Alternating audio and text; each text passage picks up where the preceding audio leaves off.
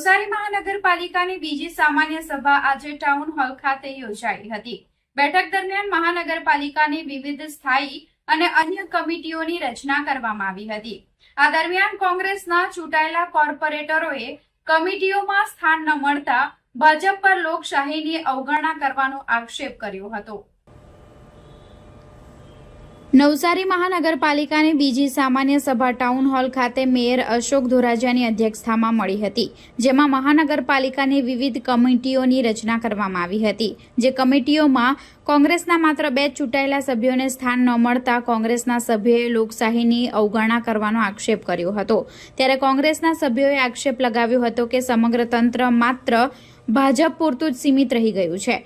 તેમણે આક્ષેપ કર્યો કે વિપક્ષના ચૂંટાયેલા 2 કોંગ્રેસ કોર્પોરેટરોને કોઈ પણ કમિટીમાં સ્થાન આપવામાં આવ્યું નથી, જે લોકશાહીની મૂલ્યોની વિરુદ્ધ છે અને તેમની સાથે ઘોર અન્યાય સમાન છે। કોંગ્રેસના પ્રતિનિધિઓએ વધુમાં જણાવ્યું કે લોકોએ અમને લોકપ્રતિનિધિ તરીકે ચૂંટીને મહાનગરપાલિકામાં મોકલ્યા છે। ભલે અમને કોઈ કમિટીમાં સ્થાન મળ્યું ન હોય, પરંતુ અમે લોકોના પ્રશ્નો ઉઠાવતા રહીશું અને શહેરના વિકાસ તેમજ જનહિતના કાર્યો માટે હંમેશા ખડે પગે રહી કામગીરી કરીશું। કોંગ્રેસ કમિટીઓની રચનામાં વિપક્ષને યોગ્ય પ્રતિનિધિત્વ ન આપવાના મુદ્દે અસંતોષ વ્યક્ત કરતા જણાવ્યું કે તેઓ આગામી સમયમાં પણ જનહિતના પ્રશ્નોને પ્રાથમિકતા આપી લોકોના હિતમાં અવાજ ઉઠાવતા રહેશે। આજે વિવિધ કમિટીઓની રચના કરવામાં આવી તે જોતા લાગી રહ્યું છે કે આ નવસારી મહાનગરપાલિકા ફક્ત ને ફક્ત ભાજપનું છે એવું દેખીતી રીતે ખબર પડતી છે અને લોકશાહી જેવું કશું કઈ રહ્યું નથી। લોકશાહીનું ચીરહરણ કરવામાં આવ્યું છે।